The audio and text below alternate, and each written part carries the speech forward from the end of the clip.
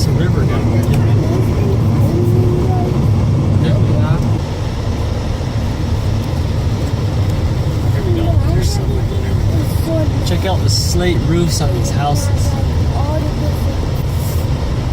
Wow, there's an old church. Seems like this road would have been the way to go. Where we can't move across the road. So we are in the mine, guys. This is the area that the Romans mined out by cutting tunnels through these cliffs, collapsing them. They do have one. We can go there somewhere.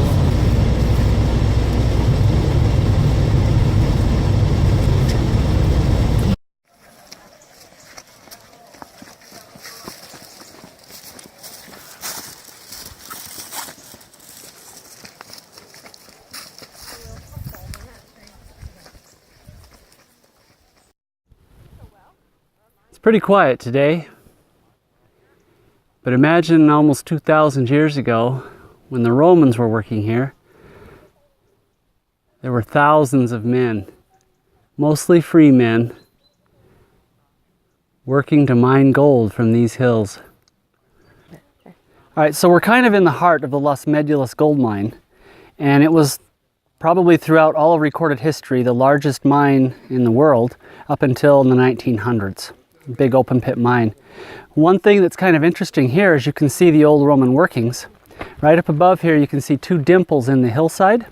Those are the old mine drifts they used to create the open cut we're in. They would tunnel down, drift off, and flood it. And they would do several levels of drifts and saturate the ground. And those two dimples are the back ends of drifts that probably came this way towards the cut we're standing in. Then as the mine progressed and the ground softened, everything collapsed out and down, and they would sluice the bottoms here as all the water ran that way towards the drainage here. And we're going to progress down the canyon this way, and if we look up there, there's actually a large ridge, and we can see some of the caves left from the Roman mining. They're called caves, but in reality they're tunnels. We'll be able to see some of the caves or tunnels left by the old Roman miners up there in the face. And I think there's also a trail that takes you up on top, and you can look down from above and see the enormous nature of the mining footprint that was left by the Romans.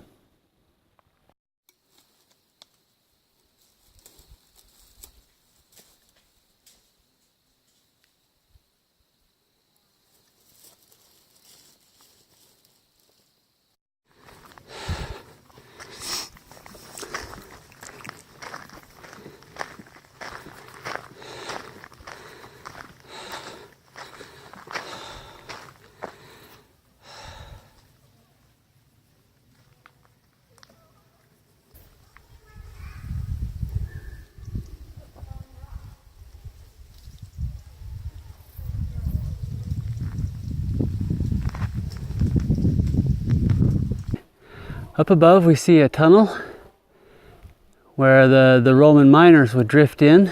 These tunnels were then flooded.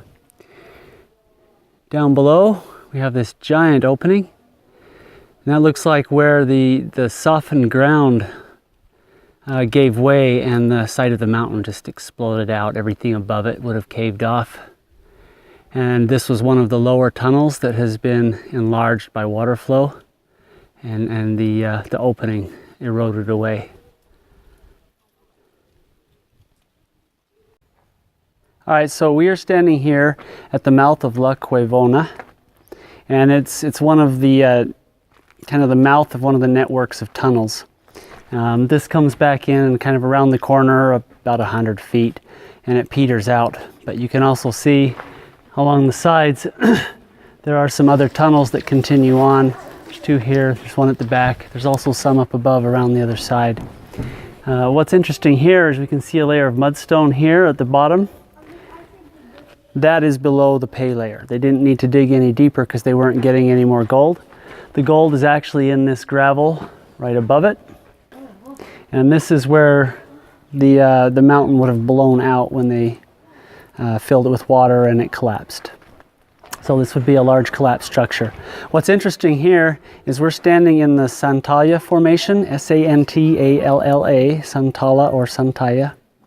And this is the gold-bearing formation, and it is this heavy gravel, probably from about that clay seam up there down to the mudstones here, and includes all this heavy gravel in between.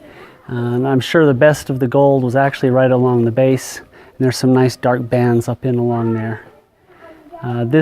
This bed or formation is roughly 23-25 meters thick, and this was the target for all the miners.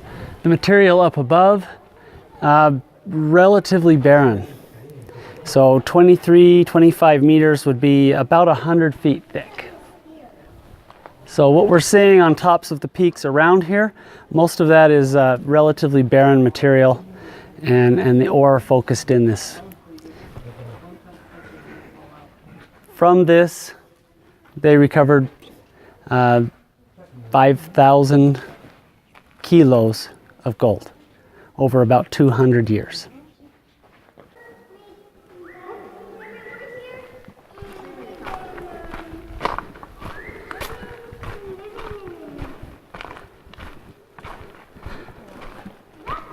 All right, here we are entering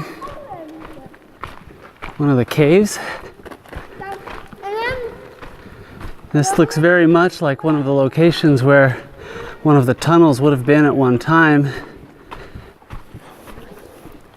They would have flooded it, and as the water flowed out of the mountain, it would have scoured the tunnel wider and wider as the water descended from above and pushed its way out. So as you can see, this is a very big opening,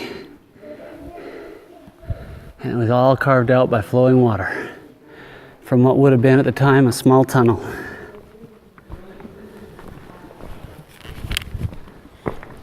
We can follow it and clear back up into the hill.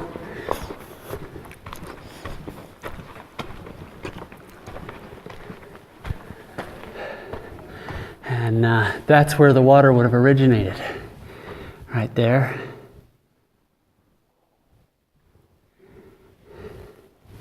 And there are several other tunnels down into this section of the area.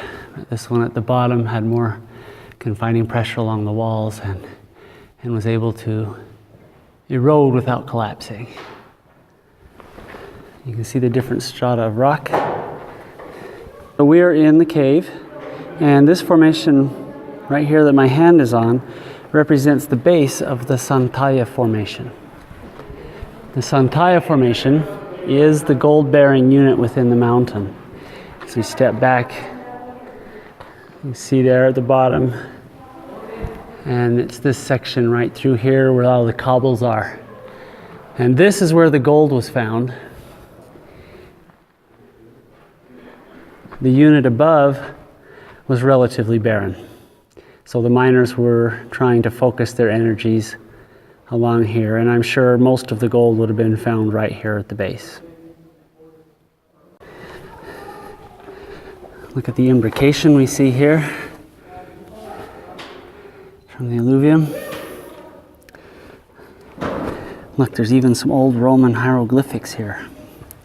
Just kidding. You can see all the dark banding in the rocks though. There's a lot of iron staining.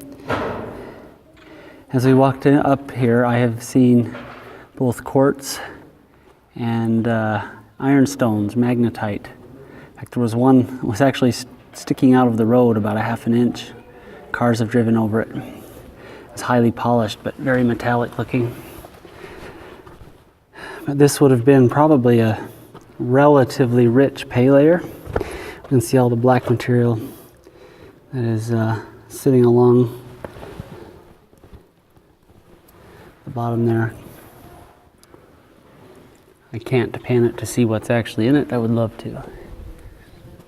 Alright, so I'm at the Visitors Center at Las Medulas, and this is a vial of gold shown to me by the curator here at the museum.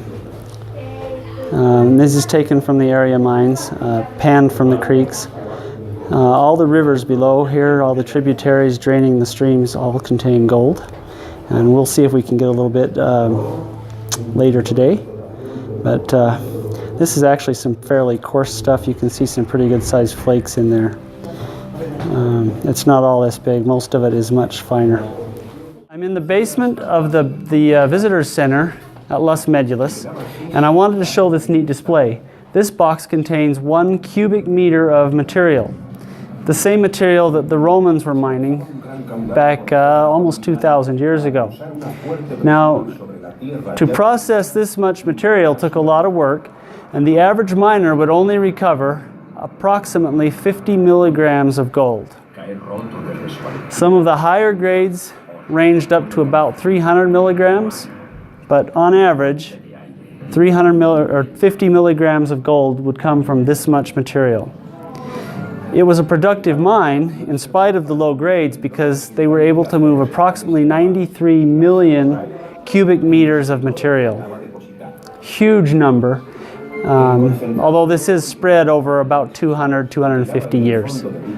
And from that 93 million cubic meters of material, they were able to recover somewhere between 4.5 and 5,000 kilograms of gold, or something in the neighborhood of 12,000 pounds or 6 tons of gold spread over about 250 years. I think this mine ran from about 100 AD to about 353 or 350 when the Roman Empire fell. So I guess the important thing to remember is 50 milligrams of gold on average from 1 cubic meter of material, and that is a cubic meter.